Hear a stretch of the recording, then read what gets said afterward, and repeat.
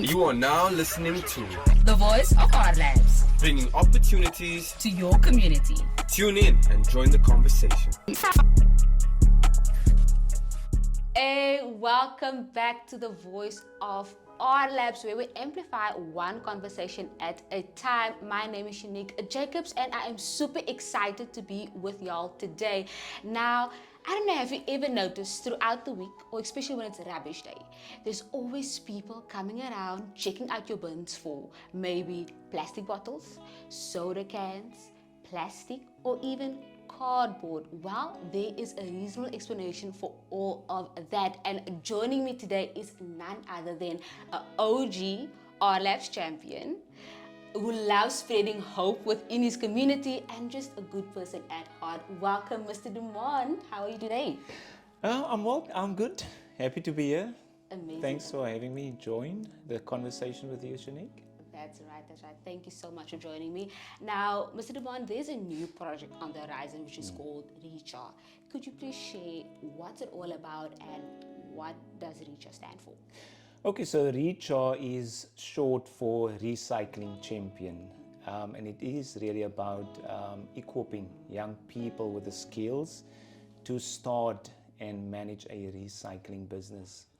And the goal is to create entrepreneurship opportunities, create job opportunities, and just for people to see the potential. You know, when they look at waste, there's just so many opportunities that we have if we just know and understand the business and what people can do with things that they really throw away on a daily basis. Like you say, could be cardboard, paper, plastics, and aluminium cans.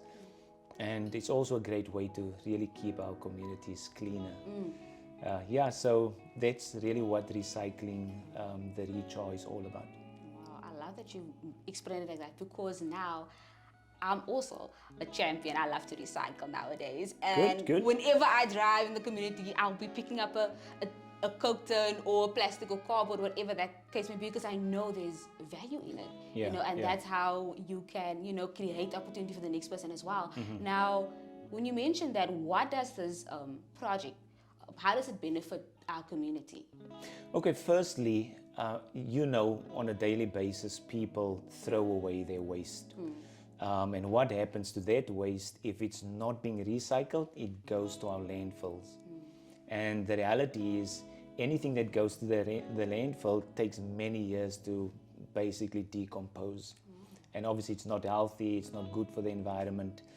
And so what people really do is, you by identifying that there's a way for you to turn these waste products into a commodity, you can now collect that from people in the community. So you can actually educate your neighbors, for example, to say, come to me as a recycling champion. I will take all your waste that you have, and I'm also even willing to pay you for it. I'll pay you for it, and in turn, I can actually then sell it onto a bigger business who process and who bags, who bales these type of commodities that we call it. So firstly, it enables someone to start their own business, which means that they can actually do something for themselves that they're proud of, and they can support their families. Secondly, it gives somebody else now an opportunity to earn an income. And so what we find a lot in our communities are individuals who go and scratch in people's bins, And we actually have an opportunity through the ReCha to give those individuals a more dignified experience. They actually now have more business opportunity where they can sell on their the things that they pick from people's bins, and earn something every day from that. So I think the benefits are just really big, and again, also the environmental benefits to me is also a very big win for our communities. Just cleaner, keeping it cleaner, really. Amazing. So, I swear, ever since people have noticed or pick up, there's people that's recycling. The streets are way cleaner now.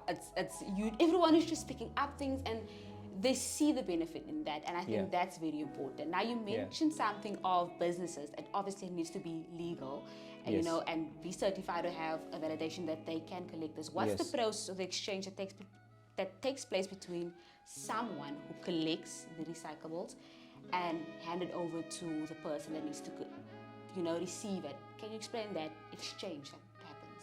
Yeah, so as a so obviously when you start the business, you have to educate the community in terms of what types of products you really take in. And so we like to call it commodities because there's a value in it. And so that process can actually be very different for different individuals. So for example, if I'm the neighbor of the ReCha, or I can literally just put all my products, plastics in a bag, and I can go to the recycling business, the ReCha, and that person would weigh whatever I'm giving to them, and based on the type of material, I will then be rewarded for that. But then what happens is the recycling champion now has an opportunity to sell that onto a materials recovery facility, which is a bigger factory in a sense who buys a lot of these products back.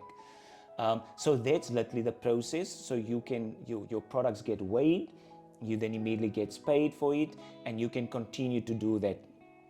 And we know there's a continuous supply of those type of commodities in our communities.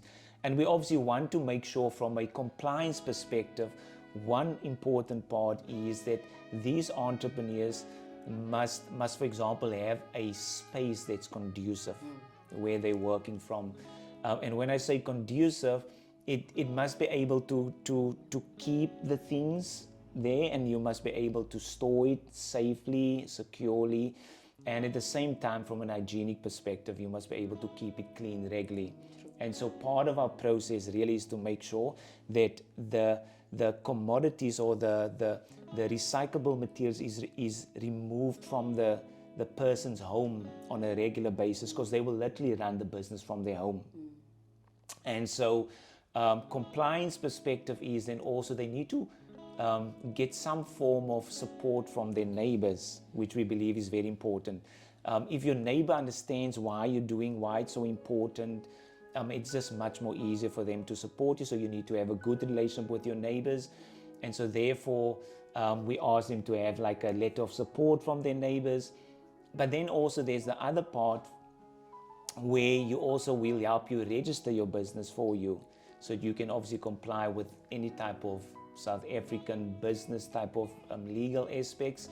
And then there's the law around running these type of business from your home. Now, we also make sure that we guide the entrepreneur regarding that. We build relationships with the local police, so the police understand what we're doing, that we simply dealing with these 4 types of commodities. We don't take in other things like copper and all the precious metals. We understand, the complications around that. And so, working with the local councillors in the community, all very important. And so we try to look at all those aspects to make sure that, from a compliance perspective, things are really clear, and that the entrepreneurs are really well supported to run their businesses. And obviously there's lots of other support that we give to them around training, business training, registering their business, opening up of bank accounts, a number of different things that we do for the entrepreneur. I love the fact that you mentioned that you need to have permission, even if it's from your neighbors, so that people know and that they're aware, because it can also create different kind of characters or atmosphere to come and, be in your neighborhood or those kind of things. So it's very important. Yeah, no, I mean, so you think about it, when you run a business from your home, people will come to your home.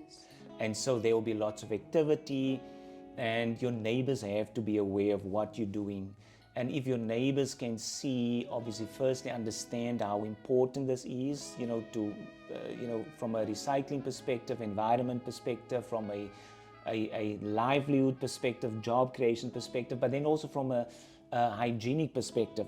And that's why we build into the process where we can regularly remove the recyclable materials from their homes. And so we provide transportation services, and with our partners, So those are all the different types of things that we really doing to try and make sure this is a big success. Yeah, that's actually good benefits for the champion.